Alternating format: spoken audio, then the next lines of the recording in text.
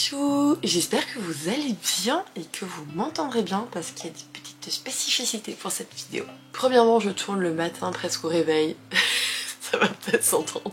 Deuxièmement, ma fille a cassé le micro, en fait la prise qui va de là à là, donc du coup je ne peux pas filmer avec ce que j'utilise d'habitude pour avoir un son de qualité.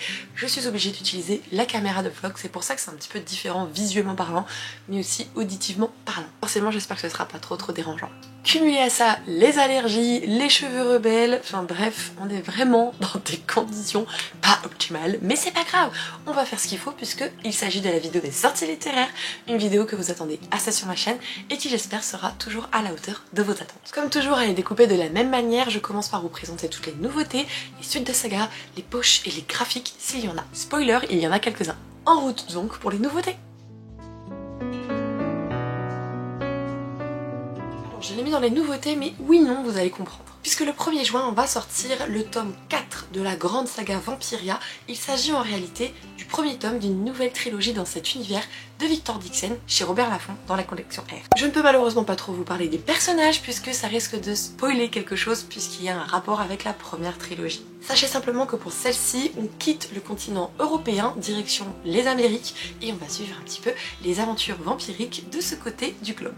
De mon côté, étant fraîchement partenaire de la collection R, je peux d'ores et déjà vous dire que je vais le recevoir, et même potentiellement aujourd'hui, donc ce sera potentiellement dans le prochain bookmail. À cette même date sortira donc un titre écrit par Anne Seylin, il sera à retrouver chez la maison d'édition Lumen, et il s'agit du premier tome de la saga Les Monstres de Papy. Alors, on se sait, la maison d'édition Lumen font des descriptifs assez précis, même trop précis. De ce fait, je ne lis pas spécialement les résumés lorsque je vous en parle dans les vidéos sorties littéraires. Par contre, moi je l'ai demandé, je l'ai reçu de la part de la maison d'édition, ce qui signifie qu'il me plaît assez. Et pourquoi? Parce que visiblement, il est fait pour les fans du studio d'animation Ghibli. Il me semble qu'il a une vibe assez château ambulant, même si moi je crois qu'il y a aussi une vibe un peu du voyage de Chihiro dans la mesure où on va suivre un truc qui bouge, je sais plus si c'est un hôtel ou quelque chose comme ça, et du coup ça me fait penser un peu au voyage de Chihiro dans le sens où on a justement ce bâtiment avec des visiteurs etc.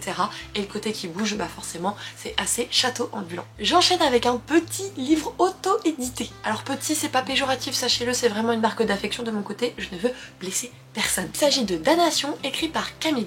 Attention à vous, il s'agit de la dark romance, donc la dark romance n'est pas conseillée avant 18 ans. Nous allons ici suivre une personne qui a été bannie de l'Olympe. Il erre donc sur la terre que nous connaissons et il a parfaitement conscience que pour briser sa malédiction, il faudra qu'il trouve une femme précisément et il devra en faire sienne, qu'elle soit d'accord ou non. On arrive donc à un moment de l'histoire où il va la rencontrer et où finalement la rencontre ne va pas être des plus agréables puisqu'il va clairement forcer la chose. D'où le fait que ce soit classé en dark romance. Pour autant je suis assez intriguée parce que déjà ça parle un petit peu de mythologie grecque. En plus de ça il y a la couverture qui est très belle. Enfin il y a des petites pistes qui me donnent très envie, mais comme je sais que c'est de la dark romance, je peux appréhender justement l'histoire et c'est beaucoup plus facile pour moi. Le 6 juin sortira chez la maison d'édition Plume Blanche un titre de Marion Aubry qui est notamment l'éditrice mais aussi la fondatrice de la maison d'édition et il s'agit de l'ascension des dragons. À un moment donné, le peuple des dragons sentait sa fin approcher et par conséquent, ils ont décidé de céder leur pouvoir, de le léguer à certains êtres humains, mais des êtres humains qui le méritaient, des êtres humains vraiment sages. Ces pouvoirs se sont donc légués de génération en génération. Depuis, on les nomme les héritiers et ils se sont regroupés en espèces de clans vivant en marge de la société. Sauf qu'à un moment donné, certaines personnes vont en avoir marre de se cacher des êtres humains et vont vouloir mettre un gros coup de pied dans la fourmilière. On va donc suivre Emma, qui n'est pas n'importe quelle héritière, puisqu'elle est la reine des dragons et que l'avenir de tous repose sur ses épaules. La question est, quelle part d'humanité lui reste-t-il? J'annonce qu'il était tellement bien, qu'il me donnait tellement envie que, spoiler alerte, j'ai craqué au salon des Imaginales, je me le suis pris. J'ai beau être passionnément et à fond dans ma lecture en cours, qui est très intéressante, je vous en reparle un petit peu plus tard. J'avais même presque envie de la mettre en pause pour aller découvrir ce bouquin, mais non, je découvrirai plus tard. Le 7 juin, nous allons retrouver une nouveauté chez la maison d'édition Casterman qui me fait très envie. Il s'agit de League of Liars, proposé notamment par l'autrice Astrid Schultz. Si ce nom vous dit quelque chose, c'est tout à fait normal puisqu'elle est elle-même autrice du roman intitulé For Dead Queens, où nous avons notamment pu retrouver la traduction au sein de cette même maison d'édition. On va suivre ici Kaider, âgé de 17 ans, qui n'a qu'une idée en tête, c'est de faire condamner les personnes qui vont utiliser la magie extra-dimensionnelle dans cet univers et il évolue comme apprenti avocat au sein d'une prison, sauf qu'il y a 3 prisonniers prisonniers qui vont complètement faire basculer sa perception des choses. D'ailleurs, l'un d'eux, c'est sa propre sœur. Il est possible que ce soit un coup monté, que toutes les preuves ont été montées de toutes pièces justement, que ce seraient des mages, donc des personnes utilisant cette magie extradimensionnelle qui soit en cause. Il va donc programmer l'évasion de ses prisonniers et tout faire pour démêler un petit peu ce qui s'est passé, sachant qu'en plus il a un regard très spécifique sur cette magie puisque c'est celle qui a coûté la vie de sa propre mère. Je ne l'achèterai pas, par contre, oui, je vais le recevoir de la part de la maison d'édition et j'espère vraiment apprécier ma lecture puisque j'avais adoré For Dead Queens, j'avais trouvé ça super sympathique, bourré d'enquêtes, de rebondissements, il y avait beaucoup de choses que j'avais pas vu venir, donc j'espère vraiment que l'autrice me surprendra à nouveau. Avançons en date du 9 juin au sein de la maison d'édition After Real avec notamment un roman écrit par 4 mains, à savoir Adeline Diaz mais aussi Laura Collins, et ça s'intitule Le Requiem des Limbes. Sachez qu'on est sur une réécriture du mythe d'Orphée et d'Eurydice. Puisqu'en effet on va suivre Orphée qui est un pianiste hors pair, mais surtout qu'en fait il a été réincarné plusieurs fois, mais il se souvient surtout de ses vies antérieures. Il cherche donc son Eurydice et lorsqu'il va la trouver, problème, elle n'a aucun souvenir de ses vies antérieures. Même s'il va faire tout ce qu'il faut pour que justement elle puisse s'en rappeler, un autre problème survient. C'est qu'il y aurait quelqu'un ou quelque chose, je ne sais pas, qui serait contre en fait leur amour, puisqu'il va y avoir un premier accident mettant en cause la réincarnation d'Eurydice. Le suivant concernera Orphée, donc forcément il y a quelqu'un qui empêche ces pauvres amants maudits de se retrouver. Moi vous me dites réécriture de contes, de mythes et machin, je fonce, c'est pour ça que je l'ai noté et que je pense très sincèrement qu'il va allègrement sauter, popper comme ça dans ma wishlist. On va continuer avec un petit roman écrit à 4 mains. Ici, en date du 9 juin, on va avoir un roman coécrit aux éditions Black Ink nommé Epicurus Temptation, écrit par Anatrice et Shelby Cali. Je vais être extrêmement simple dans le résumé, en fait on est sur une romance entre une élève et un professeur. Bien sûr il y a des petites spécificités, que ce soit elle ou lui, sachant que lui il est attiré par elle d'une façon un peu malsaine.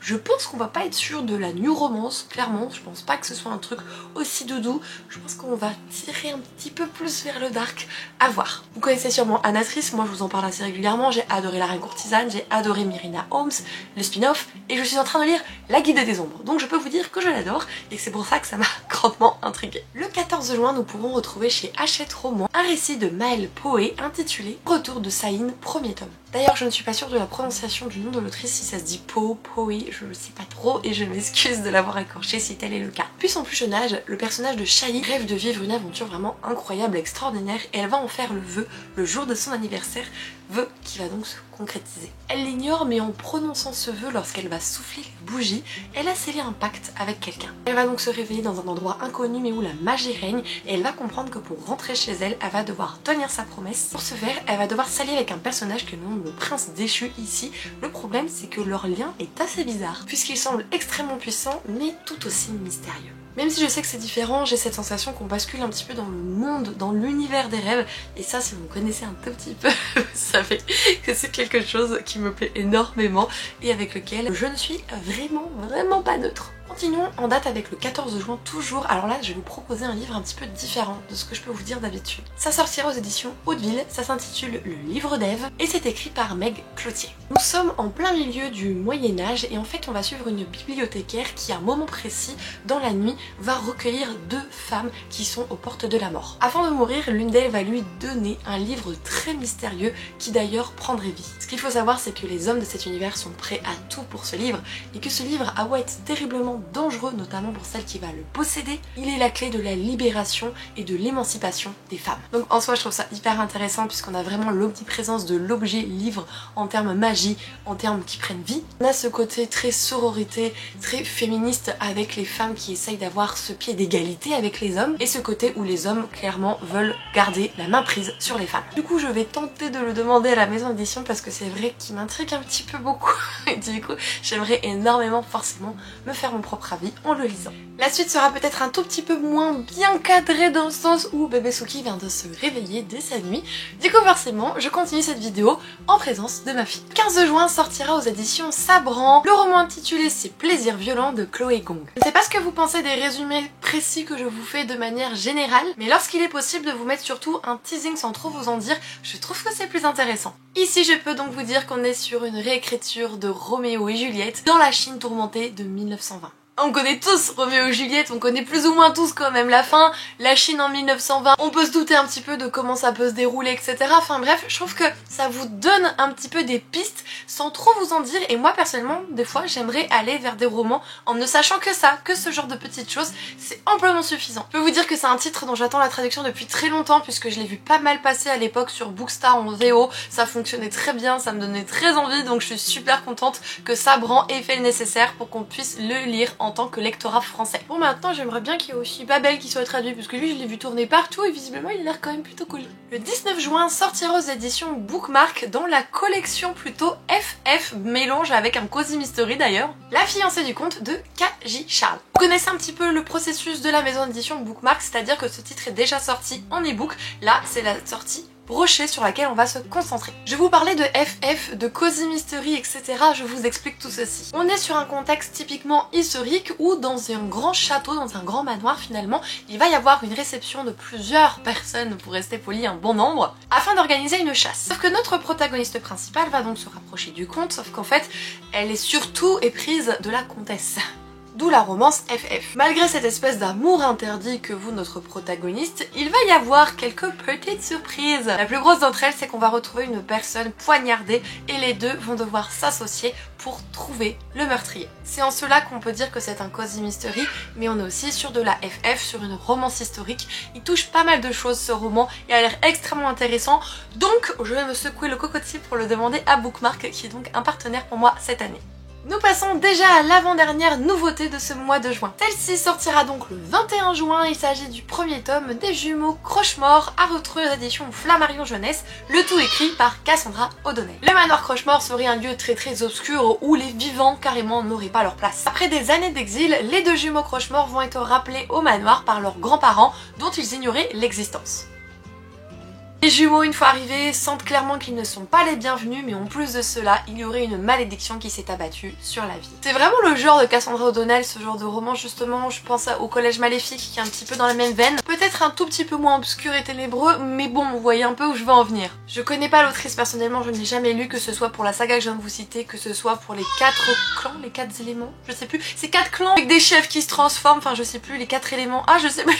Et aussi pour sa saga de Beat-Lit, enfin bref, elle a écrit beaucoup de choses, cette autrice française, je n'ai pas encore découverte, donc bon, il faudrait peut-être y remédier. Et je vous propose de clôturer les nouveautés du mois de juin déjà, oui, avec une date du 21 mai, donc c'est-à-dire que jusqu'à la fin du mois, il n'y a plus de nouveautés, en tout cas que j'ai sélectionnées. On va donc partir sur la maison d'édition Korrigan, fraîchement créée, avec notamment une de leurs premières dark romances. Et il s'agit du premier tome de la saga Savage Lands et c'est écrit par Stacey Marie Brown. On est clairement sur une dark romance comme je vous l'ai précisé, mais également sur un enemies to lovers où on va voir le peuple des humains qui va combattre le peuple des faées et on va suivre une nénette qui est du côté des humains. Mais quand je vous dis du côté, c'est qu'elle a une place très importante, très ancrée quand même. Et en fait, elle va se faire capturer par les faées et elle va être emmenée dans un lieu dont personne ne revient absolument jamais. Là-bas, elle va subir quelques sévices, quelques tortures et compagnie. Et elle va comprendre que le seul moyen pour elle de s'échapper, donc de s'allier à ces faées, à ces créatures qu'elle rebute et qui la dégoûtent par-dessus tout.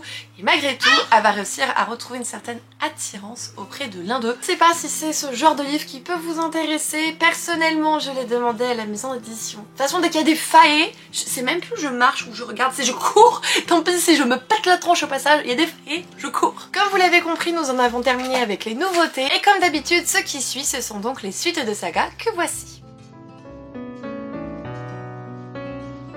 La première, extrêmement attendue, sera publiée donc le 2 juin aux éditions de La Martinière Fiction. Il s'agit du tome 6 de Kéléana de Sarah Gimas. Je vais pas trop vous en parler parce qu'en fait on est un peu en mode pause par rapport à l'intrigue principale. On va avoir comme un espèce d'à côté centré sur un personnage, donc du coup je peux pas trop vous en dire. Personnellement je ne suis pas à jour sur la saga, il me reste donc à lire le tome 4 partie 2 et le tome 5 et le bébé arrive bientôt également, ou il est déjà arrivé, je sais plus. Donc du coup j'ai encore un petit peu de marre avant d'avoir véritablement la suite de l'intrigue en 2024. Le 7 juin sortira le tome 2 tant attendu de Sorcery of Thorns de Margaret Rogerson aux éditions Brajlon dans la collection Big Bang. Posez la question, l'édition proposée est exactement la même que pour l'édition collector de Sorcery of Thorns, à savoir une édition grimoire. C'est-à-dire qu'on a une dot jaquette, quand toute celle-ci on a une couleur un petit peu bleu-verte, enfin c'est assez difficile, plutôt turquoise d'ailleurs je pense. Turquoise ça peut être bien pour la définir. Et vous avez l'édition grimoire qui fait que quand vous regardez au niveau des tranches, vous avez du coup des pages qui ne sont pas alignées comme un vieux grimoire avec des pages qui dépasseraient. Tout ce que je peux vous dire au sujet de ce deuxième tome, c'est qu'on va être au sein du manoir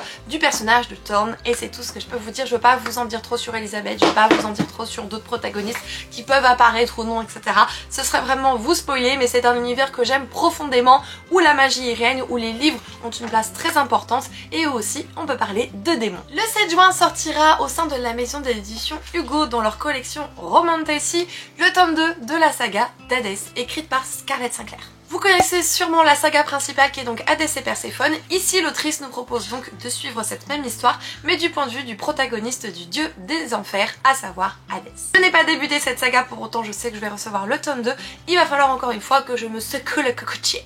C'est extrêmement rare que je vous parle d'une suite quand je n'ai pas commencé celle-ci, mais là je vais faire une exception puisque le 7 juin sortira aux éditions Albin Michel le deuxième tome de la saga Love Story de Dana Schwartz. Sachez que pour les codes de cet univers, on se situe donc au 19e siècle dans la ville d'Édimbourg, et à cette époque, les femmes ne pouvaient pas faire ce qu'elles voulaient, elles étaient forcément promises à un époux, parfois même de la famille, et certains métiers leur étaient strictement interdits. C'est ici donc qu'on va suivre Hazel, une jeune aristocrate qui en fait a toujours rêvé de devenir chirurgienne, et elle va donc faire un petit peu tout ceci, tout du moins s'entraîner sur des cadavres, etc. en secret. C'est à ce moment qu'elle va donc faire la rencontre d'un protagoniste masculin, lui-même voleur de cadavres, et c'est ensemble qu'ils vont évoluer. Cependant, on va vite découvrir que dans l'aristocratie et chez les chirurgiens, il y a des choses bizarres qui se profilent, et elle va donc mener l'enquête. Pas encore lu ce premier tome, bien que je l'avais mis dans ma wishlist et que l'un de vous me l'avait offert pour mon anniversaire. Si tu passes par là, je te remercie encore chaleureusement, puisque le fait que le tome 2 arrive, ça me booste encore plus à lire ce tome 1. Donc il faut que je me fasse une espèce de liste de lecture de priorité, puisqu'il me fait très envie et j'ai pas trop envie d'avoir des retours avant de me lancer. De mon côté, il y a la tant attendue suite et fin de la duologie qui sortira le 8 juin, intitulée Les Sables d'Araouia de Hafsa Faizol aux éditions de Saxus. On est sur de la fantasy orientale avec deux chasseurs qui vont donc se mettre en quête d'un artefact magique, sauf qu'en bonus, l'un des deux va avoir pour mission de tuer l'autre. Ce ne fut pas un coup de cœur, par contre ça a été une très bonne lecture. J'ai su beaucoup m'attacher à ces protagonistes, bien que le personnage masculin de base est assez mystérieux. On a beaucoup de mal à le suivre parce que finalement il est très axé vers les ténèbres, on voit très peu de lumière en lui, et pourtant il est très intéressant. Tout comme la demoiselle, elle a vraiment un grand cœur puisqu'elle se fait passer pour un homme allant dans une forêt interdite dont personne ne revient pour chercher à manger, etc. Enfin bref, on est sur deux personnes opposées et qui pourtant par le destin va faire en sorte qu'ils vont se retrouver sur la même quête. Évidemment que je craquerai pour la suite, et évidemment que je la prendrai dans sa magnifique édition collector, dont d'ailleurs on a un très joli jaspage couleur plutôt bordeaux qui tire un peu vers le lit de vin. C'est très joli, c'est pas trop pétant, c'est tout ce que j'aime. Le 9 juin sortira le tome 2 de la saga de Perles et de Corail aux éditions de la Martinière Fiction, et c'est écrit par Mara Rutherford. Alors j'avais glissé le tome 1 dans quel pied à lire du coup que je me plante pas, et bien dans les deux, dans le Tarot Book Challenge et le Flower Book Challenge. Donc pour le moment je ne l'ai pas lu pour le Tarot Book Challenge, et celui-ci se termine officiellement ce soir, donc c'est mort. On verra si je le sors du coup pour le challenge de Cam. J'ai vraiment des vagues souvenirs puisque je n'ai pas remis le résumé étant donné que c'est un tome 2. Il me semble qu'on va suivre des jumelles, et l'une des deux va être promise à un prince voisin, et finalement c'est l'autre qui va devoir être envoyé,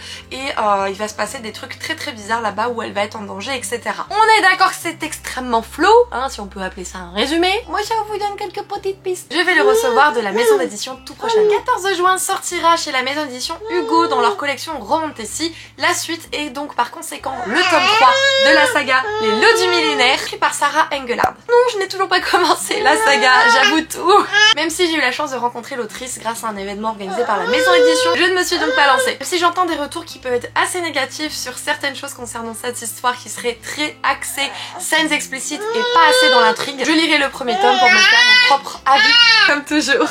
Nous avons la suite d'un spin-off de Jennifer Herman-Trout qui paraîtra le 14 juin aux éditions J'ai lu, c'est la saga Harbinger, et j'espère que je le dis bien.